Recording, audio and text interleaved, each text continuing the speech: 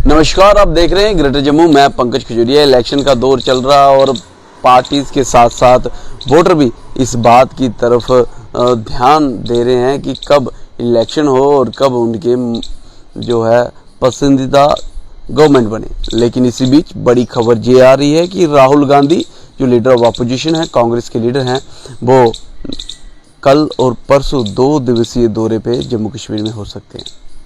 आखिरकार ये इलेक्शन से पहले उनके दौरा किस लिए और क्या इसका ऑब्जेक्टिव हो सकता है, ये जानना बड़ा ज़रूरी है। राहुल गांधी का ये दौरा इस प्रकार से माना जा रहा है कि प्री पोल अलायंस में कितनी सीट शेयर जो है वो नेशनल कॉन्फ्रेंस की रहेगी, कितनी सीट शेयर जो हैं वो कांग्रेस की रहेंगी, इन सारी चीज़ों के ऊपर चर्चा के लिए राहुल गांधी 2 दिवसीय जो दौरा है वो जम्मू कश्मीर का कर रहे हैं। और 21 और 22 जिस प्रकार से सूत्रों के हवाले से खबर आई है कि इन 2 दिन में जो है वो दौरा कर सकते हैं। गौरतलब है कि नेशनल कॉन्फ्रेंस द्वारा मैनिफेस्टो जो है वो निकाला गया और उस मैनिफेस्टो में बड़ी बड़ी बातें की गई, लेकिन सबसे जो अहम बात है वो ये है, जो युवाओं से संबंधित है, वो ये है कि 1 लाख रोज़गार जो है वो देने की बात की गई है।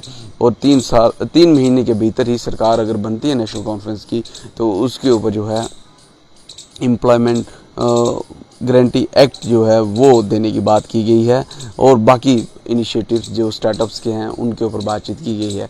तो नेशनल कॉन्फ्रेंस का जैसे ही ये मैनिफेस्टो आया उसके बाद चर्चाएं चलने लगी कि क्या यहाँ पे कोलिशंस में गवर्नमेंट रहेगी, जहाँ प्री पोल अलायंस रहेंगे, इन सारी चीज़ों के ऊपर ही जो है वो जैसे ही चर्चा खुली। और उसी बीच ये बड़ी चर्चा हो रही है कि राहुल गांधी अब प्री पोल अलायंस में जम्मू कश्मीर का दौरा कर सकते हैं। इससे पहले डॉक्टर फारूक अब्दुल्ला जो इस समय सदर हैं नेशनल कॉन्फ्रेंस के, उन्होंने भी कहा कि उनके दरवाजे जो हैं वो बातचीत के लिए खुले हैं। और उसके बाद इसी बात को रिट्रेट जो है वो उमर अब्दुल्ला द्वारा भी किया गया है। लेकिन बड़ी बात यह है कि बड़ी चुनौती किसको समझा जा रहा है इस समय जम्मू कश्मीर के अंदर, इलेक्शन को या सरकार बनाने को। अगर इलेक्शन को है तो इलेक्शन जो जिस प्रकार से इलेक्शन कमीशन ऑफ इंडिया ने अनाउंस कर दिया है 3 फेसेस में इलेक्शन होने जा रही है, तो किसकी सरकार बनेगी, क्या रणनीति रहेगी, ये देखने वाला वक्त रहेगा। जहां कल नेशनल कॉन्फ्रेंस ने 370 को वापस लाने के चलते जो है वो अपना मैनिफेस्टो भी रिलीज़ किया और वहीं भारतीय जनता पार्टी का ये कहना है कि ये मैनिफेस्टो जो है गुमराह करने वाला है।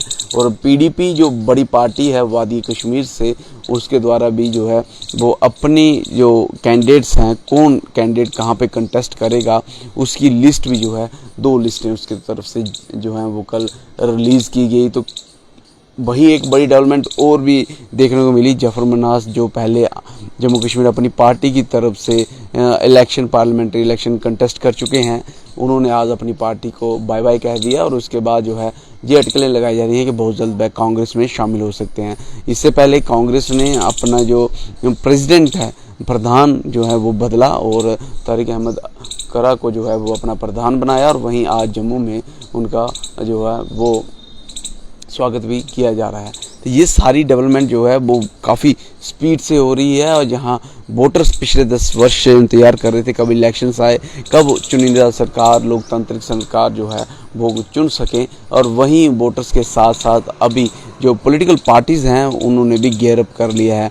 इससे पहले भारतीय जनता पार्टी की एक बड़ी मीटिंग जो है वो 2 रोज़ पहले हुई, जिसमें जी कृष्ण रेड्डी जो इलेक्शन इंचार्ज है, तरुण चुग जो प्रभारी हैं जम्मू कश्मीर से, और इसके साथ साथ PM doctor Jitendra Singh Jammu seat से जो हैं वो एमपी जुगल किशोर शर्मा, रविंदर रैना, इनकी अगुवाई में बड़ी मीटिंग जो है वो भारतीय जनता पार्टी के कार्यालय में हुई और ये डिसाइड हुआ कि किस किस को सीट दी जाए। हालांकि आखिर फैसला जो है वो जो उनके नेशनल प्रेसिडेंट हैं जेपी नड्डा, उनके द्वारा लिए जाना है। तो सबकी नज़रें अभी भारतीय जनता पार्टी के जो कैंडिडेट्स अनाउंस होंगे उसके ऊपर भी हैं कि क्या भारतीय जनता पार्टी जो है अपने कैंडिडेट्स रिपीट करती है या नए चेहरों को जो है वो तवज्जो देती है, और कितना स्कोर जो है भारतीय जनता पार्टी कर पाएगी। क्योंकि भारतीय जनता पार्टी ने पिछली बार 25 सीटें ली थी कि आपके पास सीटें बढ़ेंगी या कम होंगी, इन सारी चीज़ों के ऊपर रणनीति बनेगी। और वहीं दूसरी तरफ एनसी और कांग्रेस भी रणनीति बना रही है कि किस प्रकार से भाजपा को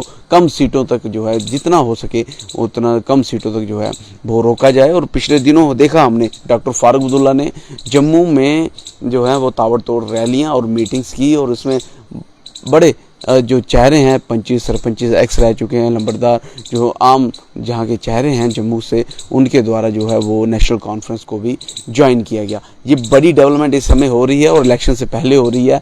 आप इस सारी डेवलपमेंट को कैसे देखते हैं और राहुल गांधी के दौरे पे कितनी सीटें जो है कांग्रेस इलेक्शन कंटेस्ट करेगी और कितनी सीटों पे एनसी कंटेस्ट करेगी? हालांकि एनसी ने कहा है वह 90 की 90 सीटों पे जो है वो अपने कैंडिडेट्स उतार सकती है। कितनी सीटों पे नेशनल कॉन्फ्रेंस कंटेस्ट करेगी और कहां लीड मिलेगी, ये देखने वाला वक्त रहेगा। आपकी वैल्यू राय है कमेंट सेक्शन में कमेंट करके जरूर बताइएगा। देख रहे हैं greater Jammu. Camera person Arjun Singh के साथ मैं पंकज खजूरिया। जय हिंद।